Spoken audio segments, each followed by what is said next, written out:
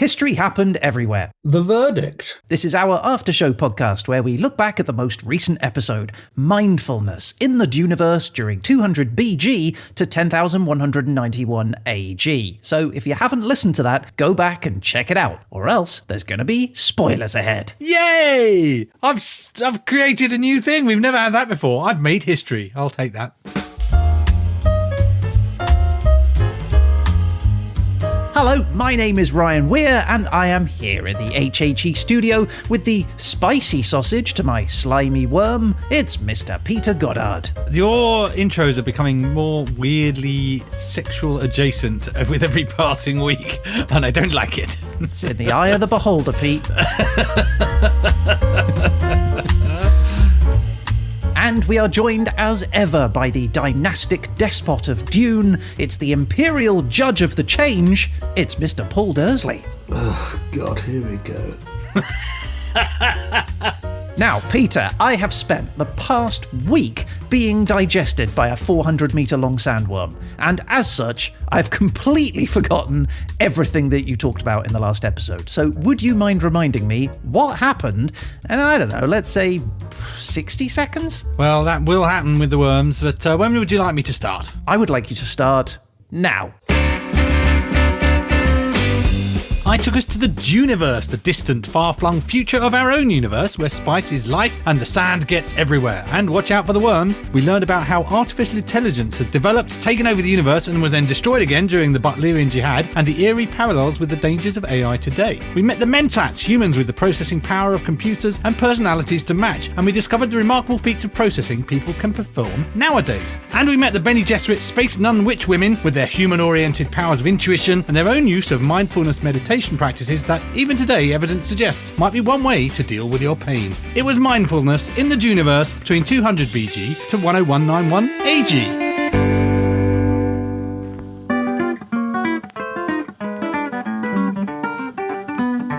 That was last week's episode done, summarised nicely. Nice one, son. Now we're over to a young Dursley, who's gonna tell you what he thought of thee. He'll take you apart without any care. He's the lovely Paul Dursley. The lovely Paul Dursley. Ah, yes, I remember now, and what an episode it was, Peter. You took all of us around the galaxy and indeed the Duniverse to learn a lot more about mindfulness, and I loved it. I learned an awful lot about Dune, but it really matters not what I think. We are here for the opinion of just one man, Judge Dersley. So, Paul, before we reach the final verdict, why don't you tell us your first impressions of episode 86? I refer you to the answer I gave at the end of the last episode. Yeah, it was an E, wasn't it? Yes, it has to be said. I have a low expectations of this judging. We know that Paul hates fiction, and this is entirely fictional, so I have settled into my terrible grade. I don't hate fiction. I don't like this soft science fiction. Now, you have said this before, haven't you? You don't mind it when it's sort of like real science fiction. Yes, as if it's plausible. As opposed to a 400-metre long sandworm racing through the dunes of a desert planet. Well, yeah, but that in itself is a function of the size of the planet. The planet must be pretty big then if it can take creatures of that size. But I'm glad that we started talking about sandworms because, how on earth do they move at speed? Because, to my knowledge, worms are pretty slow-going creatures at the best of times. Yeah, there's not a saying as fast as the worm, is there? Yeah, so I looked it up, and, well, the books don't really describe how the sandworms move through the sand. Soft science fiction. Yes, well, that's exactly. But I was interested in the physics, Paul, and I thought that might lure you out into helping me out with this. Well, are you talking about the way that snakes move by slithering across in an S pattern? Yeah, they sort of push the sand behind them and that will move them forward as they go. But we don't see the sandworms moving in that way. They move in like a straight line, like almost like a train across the desert. And I was thinking, well, that's not like a worm either. Worms sort of go up and down, don't they, rather than side to side. So the only answer in physics that can explain this is that they are inhaling lots of sand as they move and then pooping it out, thus propelling themselves like a rocket forward through the sand. It's a jet worm.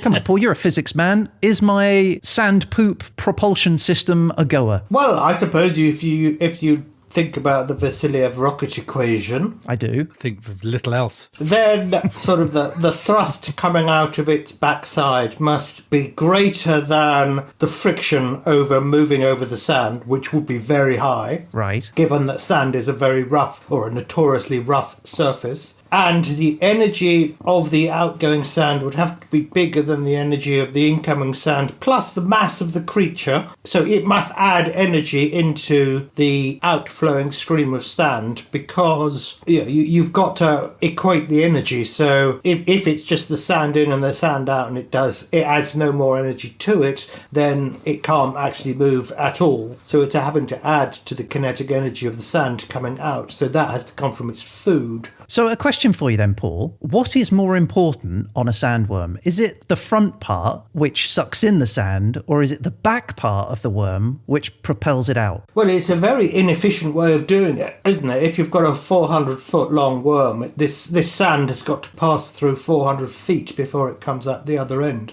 Think of an aeroplane. The engines aren't the length of the plane. They're really quite small, because it's much more efficient to get it moving fast over a shorter distance. Very true. So really everything about this has not been thought through, and it's very, very soft science fiction. So I get your point about airplanes with the engines being quite small and condensed. However, we're talking about a digestive system here, and I know from my own experience that I have explosive protrusions through my rear that don't rocket through my system. They sit there and then gradually build up. So perhaps it's eating sand. I sometimes have those exactly the opposite.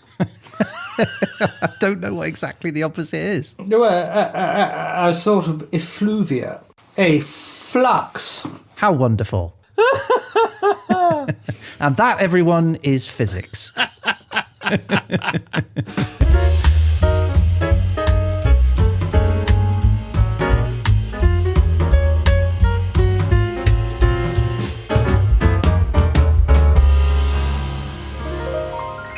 So, Ryan, I'm not going to confess to an error, but I found some contradictory information online. So Sounds like an error. Not an error. I couldn't give a toss if it's an error or not. It's definitely not, because this was about some of the reality. So you remember I talked about the guy who recited pi to, I think it was 70,000 places. Yes. Mm-hmm. So I was then intrigued. I was looking into memory a bit more generally. So I looked into eidetic memory. And eidetic memory is a thing known more commonly as photographic memory, although it's slightly different because photographic memory is images, whereas eidetic is remembering everything at a glance, essentially. So anyway, I was looking for examples of people who were considered to have an eidetic memory. Mm-hmm. And one of them came up as a guy called Akira Haraguchi, a retired Japanese engineer who I discovered is the current holder of the world record of over 100,000 digits of pi, which took him 16 hours to recite. And that's different to the guy I said who was the current world record holder, Rajveer Meena, who only did a mere 70,000 over, I think it was 10 hours. But the reason this is not an error is that for some reason, and I couldn't get why, but Akira Haraguchi's record is unofficial, whereas Rajveer Meena is the official record holder. So this also begs the question why someone spent 16 hours reciting pi without a Guinness person in the room, or whatever technicality meant it wasn't really a world record. I know a fact. I know how many possible bridge hands there are. Okay. Bridges in the card game? Yes. How many? It's 2235 197 406 895 366 368 301 559 999. Oh, wow. I thought there was another number coming. Well, I was waiting for another 15 and a half hours, to be honest. Although I may have said this before. I quite often listen to audiobooks, and I listened to one by Douglas Coupland a while ago. Mm-hmm. And in this book, they recite pi to a number of thousand decimal places. And the poor narrator had to do it In the audiobook. Oh, that's not a good day in the recording studio, is it?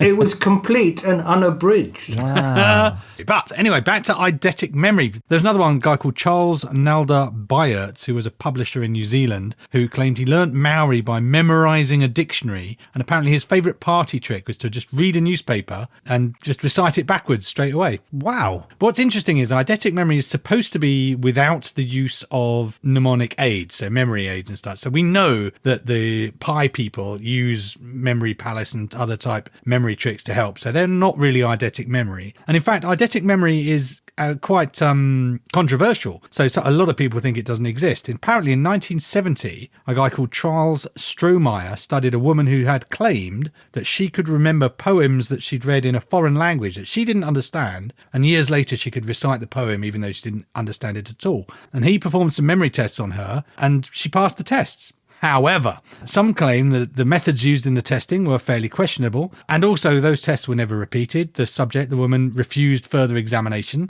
And to raise your sceptical eyebrows a little bit more, Strohmeyer, the researcher, then went on and married the woman who claimed to have the great memory. Okay. So, by and large, I think many people think that eidetic memory is not actually a thing that exists, and there are tricks and talents and obviously people with great memory, but this notion of someone who just remembers everything, there is yet to be, as I understand it, comprehensive evidence that is an actual thing. Wow. Is it possible to remember everything, though? Is the theoretical maximum capacity of storage of the brain enough? I think it's 9 pints, isn't it?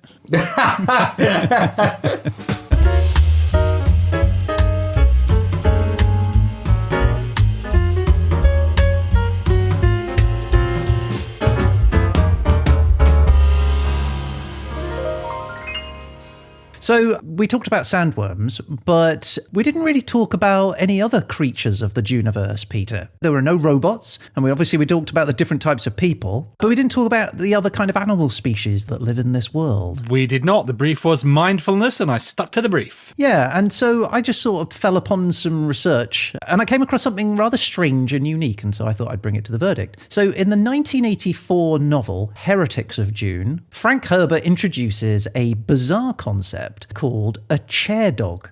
Now, despite the name, these aren't actually dogs. They are instead an organism which has been bioengineered to be a living piece of furniture. In this case, a chair. So basically what they do is they use these sort of technological advancements to create an organic being which is bred into the shape of a chair and then trained to offer massages to those that sit within them. This feels like Douglas Adams may have been involved. Or David Lynch would have been more suited to this. Yeah. They intelligently conform themselves to the shape of an individual and provide comfort in real time. So if you need a massage, it'll just do that. You'll just know because it senses it and starts to massage you. It's this sort of grotesque, vibrating, heated massage chair that is described in the books as being sort of the pinnacle of luxury, but really is just kind of a symbol for the cruelty and moral bankruptcy of the Duniverse, which is something that Frank Herbert was trying to get across. In the Dosadi experiment, another of the novels, bed dogs was another option. So you get a lovely bed that you can lie on that would, I guess, help ease you off to sleep. Imagine having to clean the poo up in your house because your furniture's been running around the place defecating. And what do you feed it? Well, yeah, exactly. This person who wrote this book doesn't seem to think of the consequences of the things he makes up. I guess he invites the reader to consider the consequences of such a morally bankrupt piece of technology. But I think it was made clear in the episode that he knew nothing about science fiction or science at the start of it. Clearly, he knew nothing about it at the end. Ah, the old lady at the beginning of the episode. Yeah, that was one of the researchers that worked with him. And it sort of was indicating that perhaps he wasn't quite so aware of the world that he was writing as he was going. You really got the feeling that he lost track of a few things. Well, it's like, yeah. It's in the appendix. We now need to face the big worm in the room. Okay. I'm not taking my trousers down again. Yeah, you were talking about relative sizes, weren't you, of the Duniverse? Yeah, how many Frances was it? 70,000 Frances across the entire universe. It didn't feel right at all, did it? Well, it got me thinking. And how many Frances in the world? 1. Yeah, I know that one. How many Frances would it take to tile the world? 100. That's not true. You just made that up. I did, yes. Oh, okay, so say, how many times bigger is the Earth, the surface area of the Earth, to the surface area of France? Oh, of the whole Earth. I was working on an inhabitable area. Okay, we can do this very quickly. It's a very simple calculation. I don't think you know who you're dealing with, Paul. Okay, so first of all, the area of France is almost exactly 250,000 square miles. It is. And funnily enough, the radius of the Earth is almost 4,000 miles. So then the calculation is quite easy, isn't it? The surface area of a sphere is 4 pi r squared. Yep. So 4,000 squared is... What you're about to say. 4,000 squared is 16 million. Exactly, yeah. So 16 million times 4 is 64 Correct. million. Absolutely. And you multiply 64 million by pi 3 and a bit. And what do you get? 200 million square miles. There you have it. And so, surprisingly, for the whole surface of the Earth, you could fit 800 Frances in. And this is my point.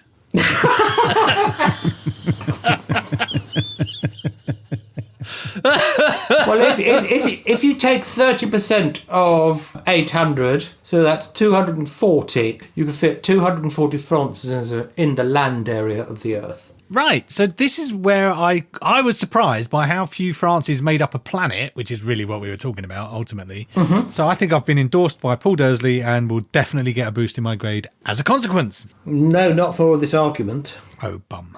So that was Chairdogs.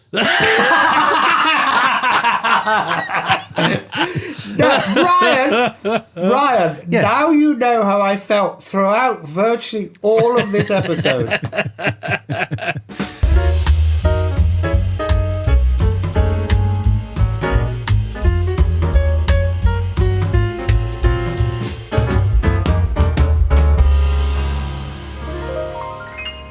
So, Ryan, where do you think the dunes that inspired Frank Herbert's Dune were? The original, actual Earth-based dunes that gave him the sort of inspiration. I mean, I'll go with the Sahara. Well, you would be wrong. Right. It is, in fact, the dunes of Oregon. Wait, what? In the 1950s, apparently Frank Herbert was sent to a place called Florence in Oregon, where sand dunes were threatening to cover everything up and making everything basically unhelpfully sandy. And he was there for, I think it was a journalist, to view what the engineers and ecologists were doing to stop the sand in a plan to terraform, in inverted commas, the landscape. But I was just astonished to discover that I had assumed that he'd spent some of his life in the Middle East and consequently had come with all this sort of Islamic inspired language and culture. But no, Oregon was the start of all of this. I refer you to the lady at the start. Yes, exactly. Yeah.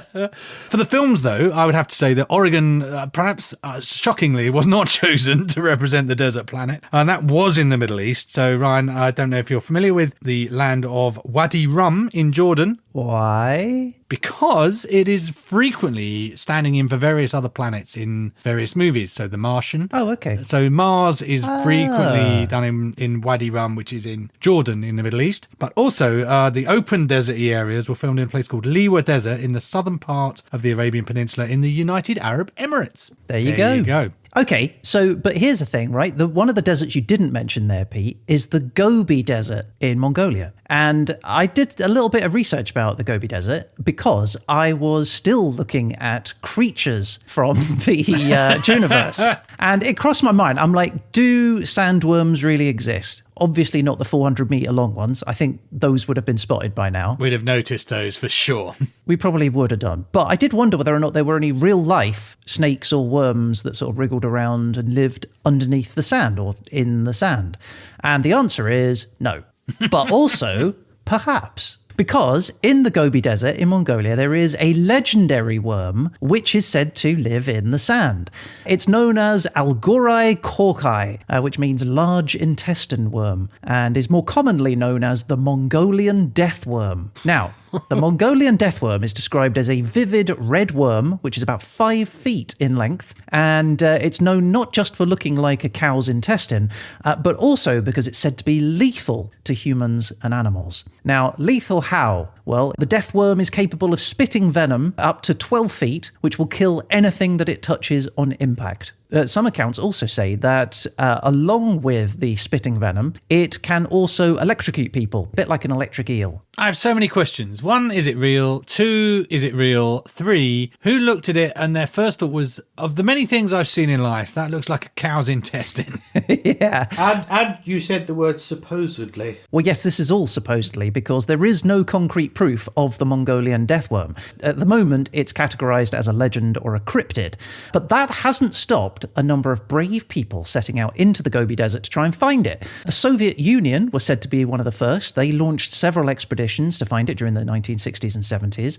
More recently, a cryptozoologist called Ivan McCurl, he led several expeditions between 1990 and 2004, during which time he searched the desert and he interviewed local nomads. He collected their stories and their legends, but so far hasn't found any tangible evidence.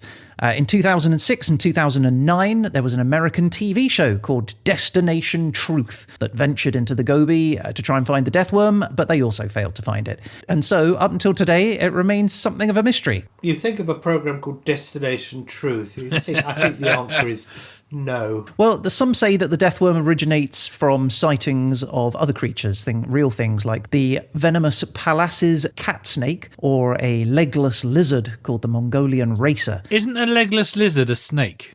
Yes, I was thinking. No, it's a lizard without legs, obviously, hence the name. That seems like a subtle difference to me. Anyway, the rumours are persistent, particularly within the Mongolian culture. It is, in fact, taboo to speak about the Mongolian deathworm when you are in the desert. Apparently, it draws the creature's attention to you. So if you find yourself in the Gobi Desert, don't say its name.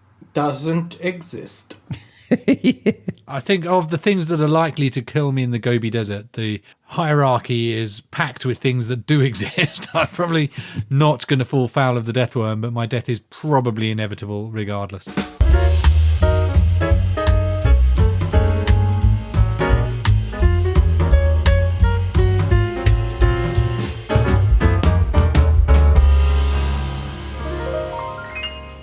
So, Ryan, we talked about spice, the spice that is a trippy chemical that enables people to do various things and see things, see the future, steer interstellar spacecraft. Prolongs life and stuff, doesn't it? Yeah, it very much does, yes. And you might be wondering where 1960s author Frank Herbert got his ideas from.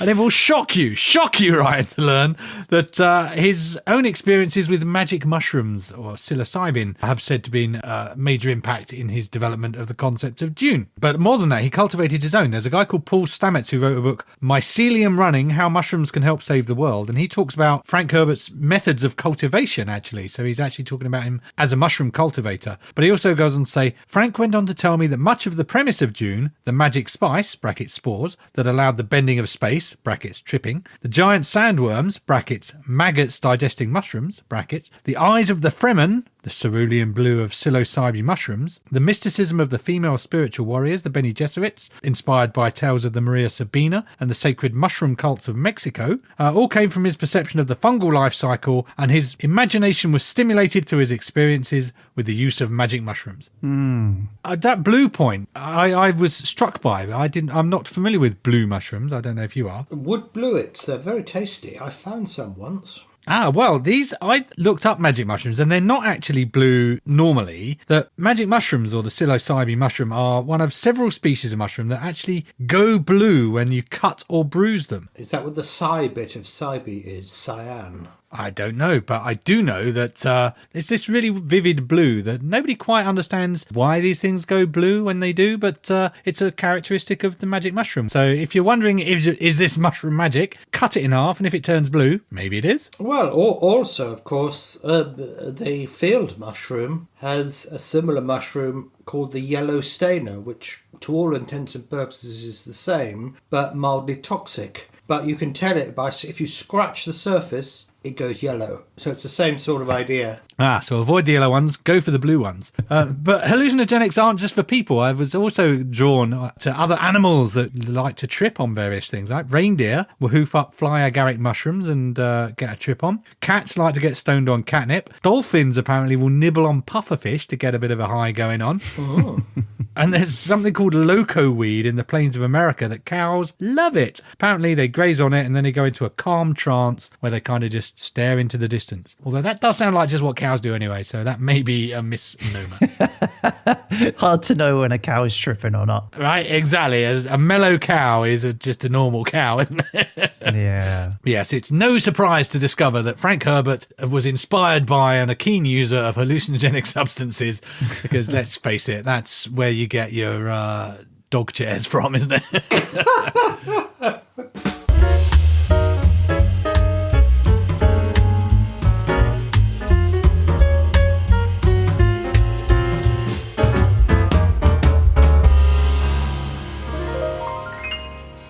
All right, so the story of Dune features a young hero with a mysterious past who lives on a desert planet and joins a rebel force to fight against an evil galactic empire. Does that remind you of anything? I wonder who he stole that from. Yes. So, 12 years after Dune was published in 1965, George Lucas releases Star Wars. And immediately there is some criticism about there being similarities between the two. In fact, the question of how much George Lucas had ripped off Dune was one that constantly kept getting asked of Frank Herbert. And in 1977, when Star Wars was first released, the Associated Press approached Herbert and asked him for his opinion. And in the article, he says that he hadn't seen Star Wars at that point yet, but he revealed that some other people had said to him that he should sue over some of the similarities. He said, and I quote, "I will try hard not to sue. I have no idea what book of mine it fits, but I suspect it may be Dune, because in that I had a princess called Aaliyah, and the movie has Princess Leia." But Lucas himself has continually declined, not denied, but declined to say whether Dune was actually an inspiration for Star Wars. He is quoted as saying that the two sci-fi epics are similar, but only in the sense that they both have deserts. Which... No, I'm on George Lucas's side here, which is perhaps a first for me. Because you could as equally say Dune is Lawrence of Arabia in space. You could indeed. In fact, Frank Herbert has maintained that the similarities between Dune and Star Wars, in quotes, didn't quite sit right with him. Most notably, there was a speech he gave in 1985 where he said, and I quote, "Lucas has never admitted that they copied a lot of Dune, and I'm not saying they did, I'm just saying that there are 16 points of identity between the book Dune and Star Wars, 16 times over 1. The odds against that being a coincidence, well, there aren't that many stars in the universe." But he never did sue Lucas, but he did mock Star Wars in one of his books. So when he released his fifth Dune novel, Heretics of Dune, people were drawn to one particular passage which spoke about some minor characters which he had just introduced, which he described as a 3PO, which means such a person that surrounds themselves with cheap copies made from déclassé substances. Basically, that Star Wars is a cheap copy made with lesser parts. I've been pro Frank all through this, but on this matter, they are very different stories. The whole concept is quite different. There are points of similarity, but that's the nature of fiction. He invented Chewbacca. No one had done Chewbacca before. And then, later, we get Chairdogs. Who's stealing now?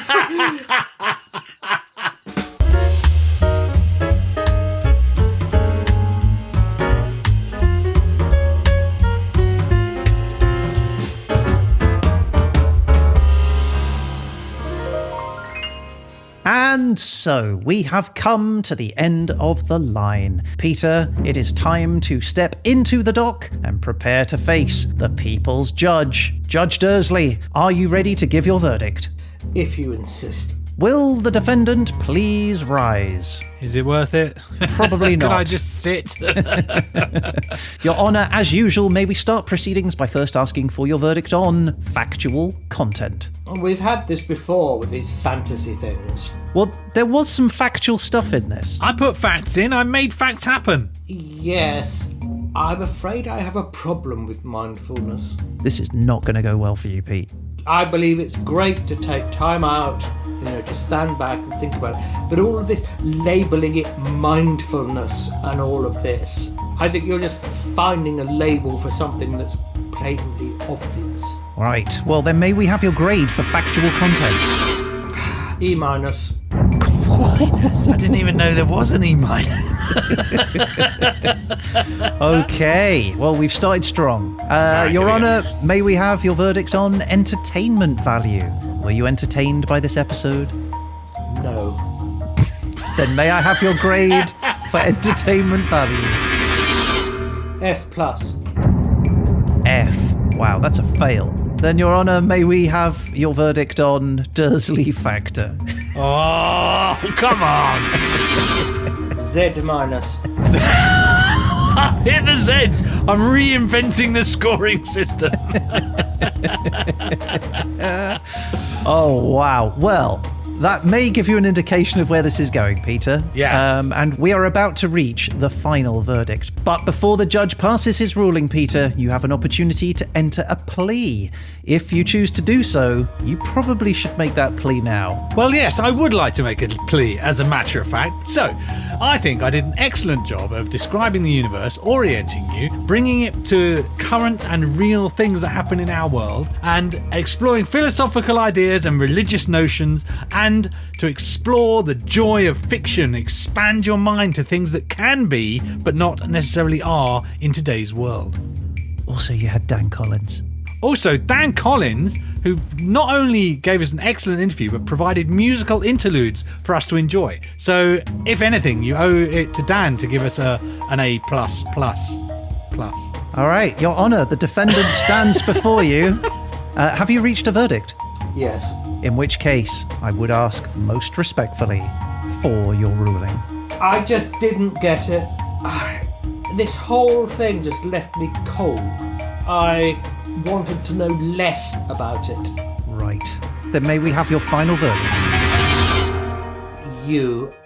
Ungraded. I can't. Wow. I cannot grade it. Yay! Wow. I'm above grading. This is I've transcended grades, which is quite appropriate for the episode, actually.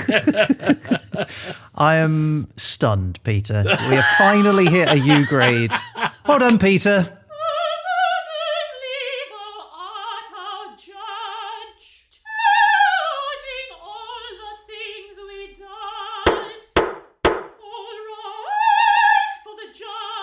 Okay, well, there you go. That was the show for this week. Can we get back to normal next time? Yeah, I think we're going to get back to normal. But in the meantime, if you would like to get in touch about any of the things that we've talked about on this episode, or just to say hello, you can reach out to us on social media through our website at hhepodcast.com or by email at peteandryan@hhepodcast.spice. Don't forget, this is just a cynical exercise in Pete and Ryan trying to tie in with something in the zeitgeist. Yeah, and for the record, it never works. But we would love to hear from you, and you never know, you might end up featured on a future show. That's right, and one way to definitely feature on a future episode is to rate and review the show on Spotify and Apple Podcasts. Your recommendation there goes a long way to helping to bring the show to new listeners. And social media-wise, if you're on Mastodon, Facebook, Instagram, X, find us at HHE Podcast. And if you subscribe to those, you'll get an alert every time we post any new things, trivia, tidbits, news, photos, new things, facts. Evidence of the Mongolian Deathworm. But we will be back again soon with our next episode, 87, Hotspots on the Sun during 1957 to 1975. But in the meantime, a huge thank you to the judge himself. Say thank you, Peter. Thanks, Judge. Well, you have broken the mould. Thanks, Paul. My pleasure. Or not on this episode. And that is it. I guess all that's left to say is... the spice must flow.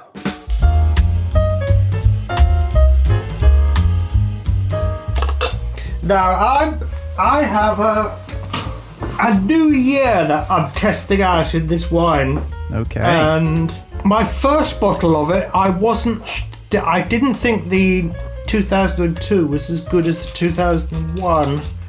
So, sorry, the 2022 compared to the 2021. I would say I would pick 2021 over 2022 any day of the week. Is that because it Why? had less COVID in it?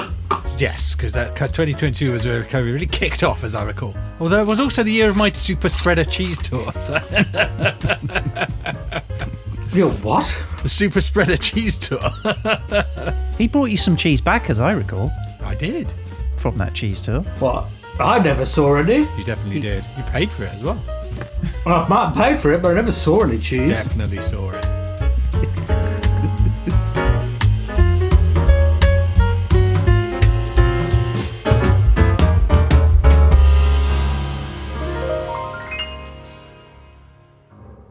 Jay, there are also some questions of high art and high theme in Dune. It's made by a director who has a very highly artistic track record. In fact, are some of these pretensions well-founded? Pretensions is a good word. I think when it comes to this movie, and when you think about what Richard and I think about it, I think I can understand why they call this Two Solitudes. I think this is probably the worst thing that's being released this Christmas. I really, really hated the film. In the movie, somebody talks about a device that is going to amplify the pain of the people who were put in it. For me, that's what the film did. It's kind of endless pretentiousness and a real obsession with bodies opening up and emitting various kinds of noxious fluids. I found it not only not fun to watch, but repulsive. I take it you don't want to talk about this anymore. I don't. Hello, lovely YouTube folks. This is a special message just for you. Yeah, thanks for listening all the way to the end. Now, if you enjoyed the show, please let us know your thoughts in the comments below. And don't forget to take a moment to hit that like and smash subscribe. Hit that like. Yeah, Smash subscribe. yeah, it's what people say. Do they, though? Yeah, only the cool kids. And you think you're the cool kids, do you? No, we're the cool kids. Oh, yeah, I suppose we are. All right, smash that like button, people. Smash it real good. Oh, yeah. Nice.